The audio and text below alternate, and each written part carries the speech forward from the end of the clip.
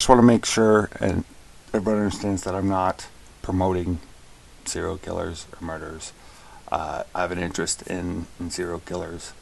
I was a correctional officer, so I got to work with possible murderers, and then all the books I've read about serial killers and stuff like that. So it's interesting to me, and what I'm trying to bring to light the lack of mental health help people in the past have received.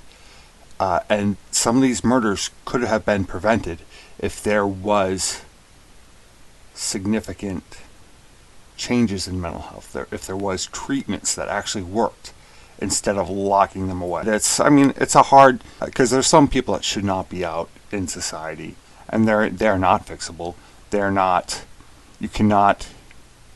They cannot be helped, and there's some people that it's preventable, and it's a hard line to toe.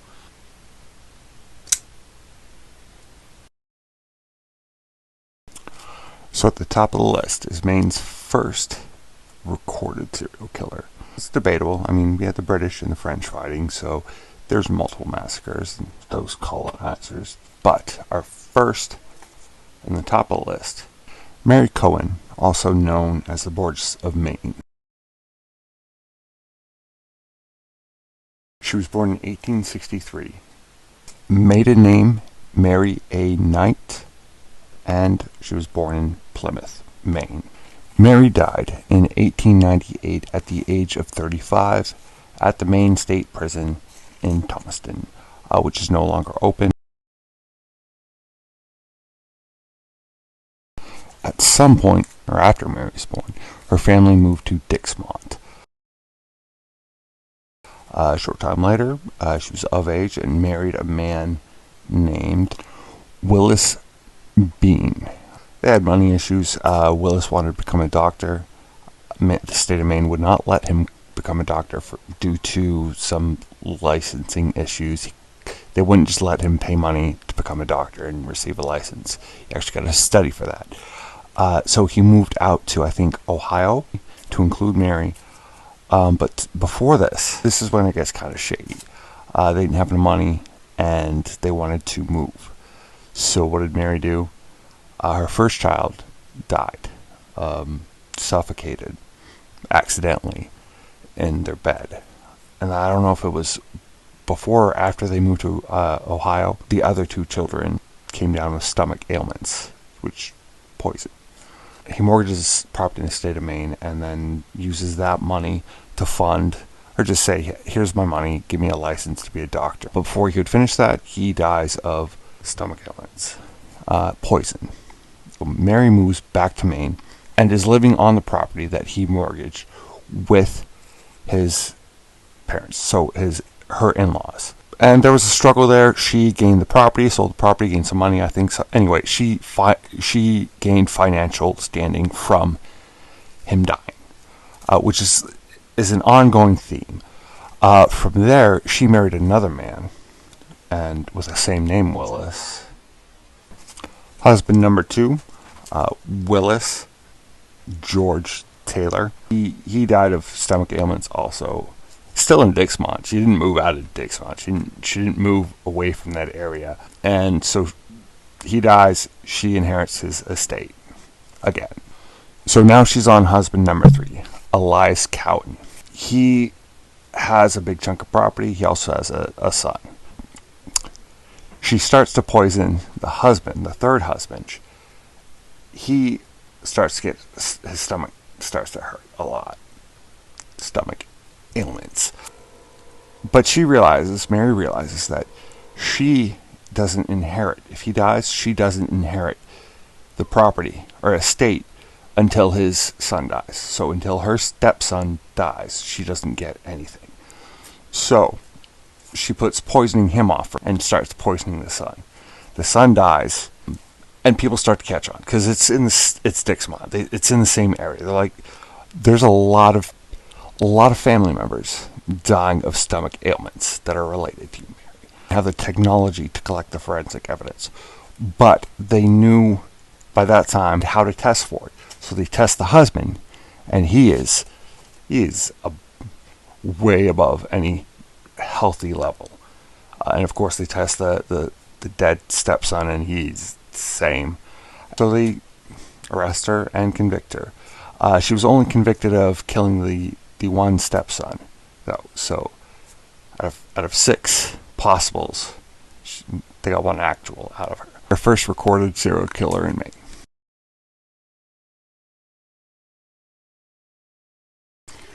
So we're going to skip ahead. Right after World War II, our second one is Constant Margaret Fisher. As a child, she was abandoned by her mother and father, her birth mother, adopted, and then by the age of 5, her adopted parents passed. So she was put into a foster home. So the foster family already had 7 kids. And by that time, or around that time, 7 kids plus 5 children who didn't make it past infancy. To me, that's just suspect. There's something that ding, ding, ding. Anyway, she's 17, living in Waterville. She is looking to get out of the house. So what does she do? She marries. It is 1946. She is 17. She meets a gentleman who is 7 years her senior. Also suspect, just saying. He's a World War II veteran, and he is a Watervillian. So they get married, moved in. They have 3 kids. He works with the Central Maine Railroad, which isn't called that anymore, I don't think, anyway. But it's very close. Live like pretty close to the railroad. Anyway, has nothing to do with the murder. So he comes home from work one day, and she has drowned all of their 3 children, and is hiding under the bed, has attempted suicide by drinking shampoo, has serious mental issues, and is saying God is telling me to do this. God had told me to do this. So she's institutionalized. Insane asylum, which that's what they called it back in the day, and it's in Augusta. It's a creepy place, really scary place to go past. Anyway, so Constance, because of her mental illness, is found criminally incompetent. She can't stand trial, and is sent to Augusta for the criminally insane. It's called something else now. It is a scary place. That part of it shut down, but she is institutionalized and treatment starts, which it does not have a very good track record of proper treatment. Different story. It's in there for years. Husband still married to the husband. Husband, doesn't get a divorce. Visits her weekly. Time passes by, and then they decide, because it's around the same time that they want, like, they're trying to treat institutionalized people differently, find rehabilitation and let them out instead of keep them inside.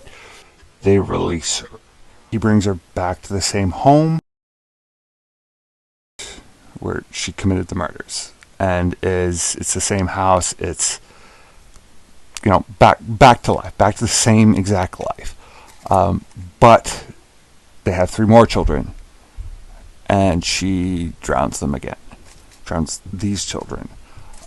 Which, why 3? I'm always curious. Why 3? That's a exact number. So Constance gets reinstitutionalized. Her husband decides not to see her anymore after the second time she's killed his children. So this causes her to get even more depressed. She breaks out of the institution and decides to either slip into the water or decides to jump into the water of the Kennebec, drowns, and she is found days later in the Gardner area, Gardner, Maine. So Augusta, Gardner, pretty close. My thoughts on this is that her whole life has kind of been sus. There's details. There's the getting married at 17. Not that that's a bad thing, but her prior life before that, I got some questions. I would have a lot of questions. Marrying someone who's older than she is, which is not a big deal. But, but what gets me is, and maybe it's just me, is the guy stayed married to her. Understandable. but he brought her back into the same house that she committed the crimes, committed the atrocities, the murders, decided to have 3 more kids with her, expected not the same thing to happen. See, that's where I don't understand. Maybe it's just me. If you're gonna kill my kids once, I'm not gonna let you do it again. I wouldn't stay married, but I'm not gonna let you kill my kids again.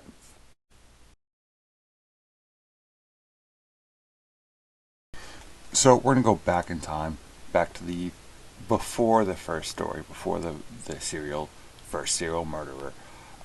To and I'd say it's not really a serial murderer, more of the guy killed his family because they were all there, or he had multiple kills because they were just there. This story is about Captain James Purrington. He was living in Bowdoin and then moved to the Augusta area around 1809, before Maine was even a state, before there was boundaries created. Um, and Augusta was a flourishing area. They had There's Fort Halifax in Winslow Waterville area, and there was a fort in the Augusta area. Augusta was like a main, an up and coming city. It was turning into a city. So he moves his family to Augusta, to what is now somewhere on the old Belgrade Road. I know exactly where it is, and I'm not going to say anything. But he gets there, something goes wrong. Something goes horribly wrong. So his family is made up of his wife and 6 kids, aging from the ages of 18 months to 17 years old. One day, he just went into the house, took a razor, and killed the children with a razor, and kill the teenagers, the older children, with an axe. Um, and then kill himself with the razor. There's a gravesite for this family. So the captain was buried outside of the cemetery, where the kids and the whole family was buried in a mass grave, which to me is kind of disrespectful. But the mass grave was found later. Tomorrow I'm going to go and look. Probably won't. Actually, no, it's a pretty big cemetery, so I probably won't have time. But there's a marker where it's supposed to be. So the captain was buried outside of that cemetery limits per religious beliefs, and deaths by suicide. So, on that note, mainly the gout,